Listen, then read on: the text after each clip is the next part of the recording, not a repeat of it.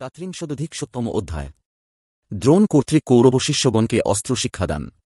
বৈশম্পায়ন কহিলেন, মহারাজ, অনন্তর দ্রোণাচার্য মহানুভব ভীষ্ম কর্তৃক সৎকৃত হইয়া পরমসমাদরে কুরুগৃহে বিশ্রাম করিতে লাগিলেন।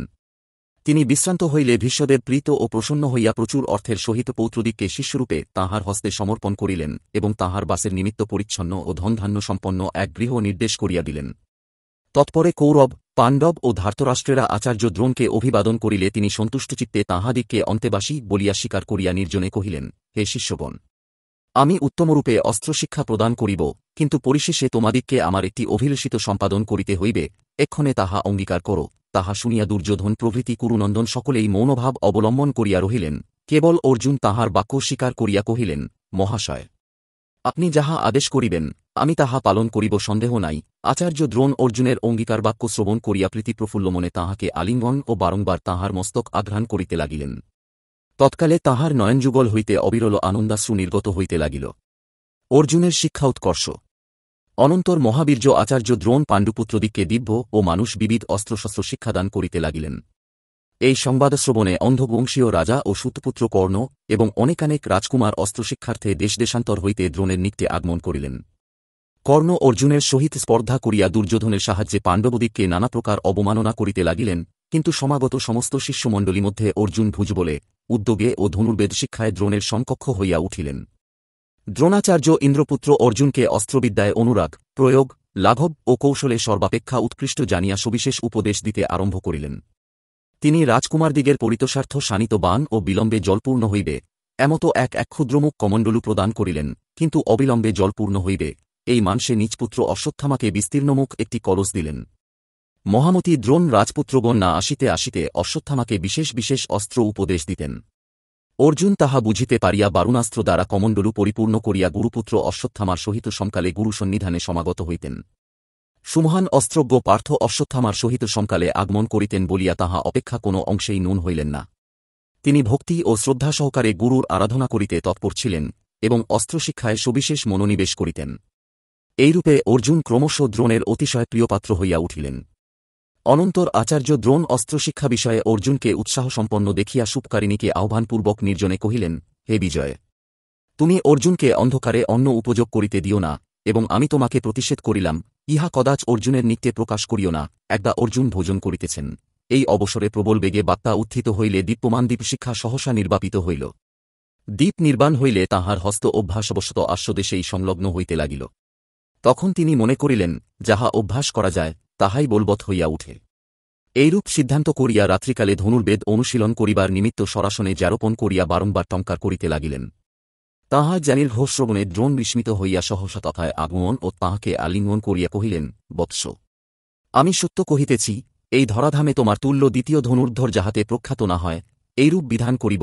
এই বলিয়া দ্রোণাচার্য অর্জুনকে হস্তি, অশ্ব ও রথে আরু এবং ভূতলে অবতীর্ণ হইয়া কিরূপে সংগ্রাম করিতে হয় তদ্বিষয়ে পুনর্বার সবিশেষ শিক্ষাদান করিতে লাগিলেন এবং গদাযুদ্ধ, অসিচ্ছা, তোমর, প্রাস ও শক্তিপ্রয়োগ এবং সংকীর্ণ যুদ্ধে কৌশল সম্পন্ন করিলেন। দ্রোণের সংগ্রামনৈপুণ্য শ্রবণ করিয়া শত সহস্র রাজা ও রাজকুমার ধনুর্বেদ শিক্ষা করিবার নিমিত্ত দিদিগন্ত হইতে তথায় আগমন করিতে লাগিলেন। একলব্যের অলৌকিক গুরু ভক্তি। একদা নিষাদরাজ হিরণ্যধনুর পুত্র একলব্য দ্রোণ সন্নিধানে সমাগত হইল, কিন্তু সে অস্পৃশ্য ম্লেচ্ছজাতি, সাধারণের সতীর্থ ও সমতুল্য হয়, ইহা নিতান্ত অনভিপ্রেত। এই বিবেচনা করিয়া দ্রোণ তাহাকে ধনুর্বেদে দীক্ষিত করিলেন না। তখন নিষাদরাজতনয় বিষাদমগ্ন হইয়া দ্রোণের পাদগ্রহণপূর্বক অরণ্যে প্রবেশ করিল এবং তথায় মৃন্ময়ে এক দ্রোণ নির্মাণ ও তাহাতে আচার্যভাব সংস্থাপন করিয়া ব্রতধারণপূর্বক অস্ত্রশিক্ষা আরম্ভ করিল। এইরূপে সে অচিরকাল মধ্যে অস্ত্রের প্রয়োগ, সংহার ও সন্ধান বিষয়ে কৃতকার্য হইয়া উঠিল।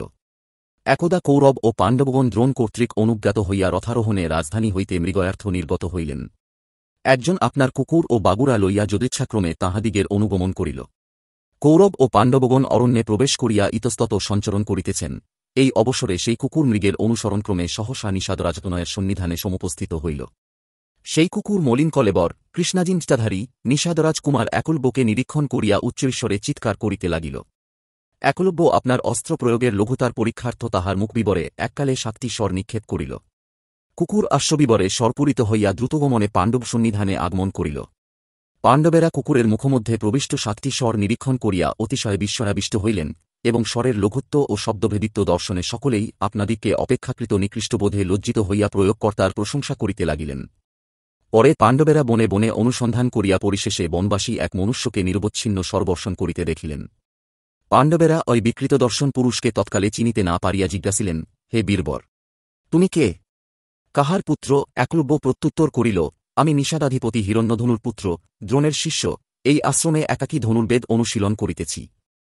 তখন পাণ্ডবেরা তাহার যথার্থ পরিচয় পাইয়া পুনর্বার নিজ রাজধানীতে প্রত্যাগমন করিয়া দ্রোণ সন্নিধানে এই অদ্ভুত বৃত্তান্ত আদ্যপান্ত সমুদয় নিবেদন করিলেন। তৎপরে কুন্তিনন্দন অর্জুন বিনীতবচনে নির্জনে দ্রোণকে কহিলেন, গুরু, আপনি অঙ্গীকার করিয়াছিলেন যে তোমা অপেক্ষা আমার অন্য কোন শিষ্যই উৎকৃষ্ট হইবে না, কিন্তু এক্ষণে তাহার অন্যথা দেখা যাইতেছে। নিষাদাধিপতির পুত্র মহাবল একলব্য আপনার এক শিষ্য, সে ধনুর্বেদে আমা অপেক্ষাও সমধিক উৎকর্ষ লাভ করিয়াছে। তখন অর্জুনের মুখে এই সংবাদ শ্রবণ করিয়া দ্রোণ মুহূর্তকাল চিন্তা করিয়া ইহার বিশেষ কারণ কিছুই অনুধাবন করিতে পারিলেন না।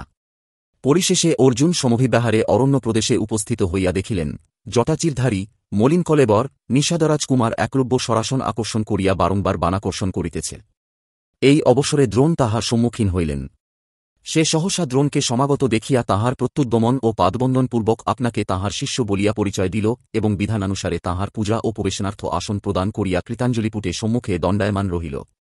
তখন দ্রোণ কহিলেন, হে বীর, যদি তুমি যথার্থই আমার শিষ্য হইয়া থাকো, তবে এক্ষণে গুরুদক্ষিণা প্রদান করো। তাহা শুনিয়া একলব্য কৃতবাক্যে কহিল, ভগবান, গুরুকে অদেয় কিছুই নাই, এক্ষণে কিরূপ দক্ষিণা আহরণ করিব, আজ্ঞা করুন। তখন দ্রোণ কহিলেন, হে বীর, যদি সম্মত হইয়া থাকো তবে দক্ষিণ হস্তের অঙ্গুষ্ঠ অঙ্গুল ছেদন করিয়া দক্ষিণাস্বরূপ আমাকে সম্প্রদান করো।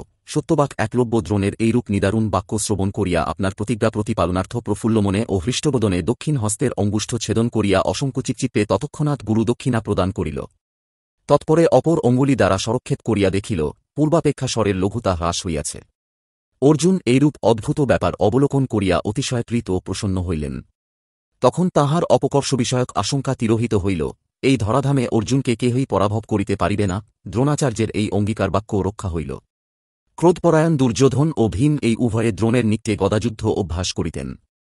অশ্বত্থামা সর্বরহস্যে পারদর্শী হইয়া অপেক্ষাকৃত উৎকর্ষ লাভ করিয়াছিলেন। নকুল ও সহদেব ইহারা অশিচর্যায় কুশলী হইলেন। ধর্মরাজ যুধিষ্ঠির এক উৎকৃষ্ট রথী হইলেন। অর্জুন বুদ্ধিযোগ, বল ও উৎসাহে এই শশাগরা পৃথিবী মধ্যে প্রখ্যাত হইলেন। অর্জুনই আচার্য দ্রোণের প্রতি অসাধারণ অনুরাগ প্রদর্শন করিতেন এবং অর্জুনই সমাগত রাজকুমারদিগের মধ্যে অদ্বিতীয় ধনুর্ধর হইয়া উঠিলেন। দুরাত্মা ধার্তরাষ্ট্রেরা বলাধিক ভীমসেন ও কৃতবিদ্য অর্জুনকে দেখিয়া নিতান্ত ঈর্ষাপরবশ হইল। অর্জুনাদির অস্ত্রশিক্ষার পরীক্ষা।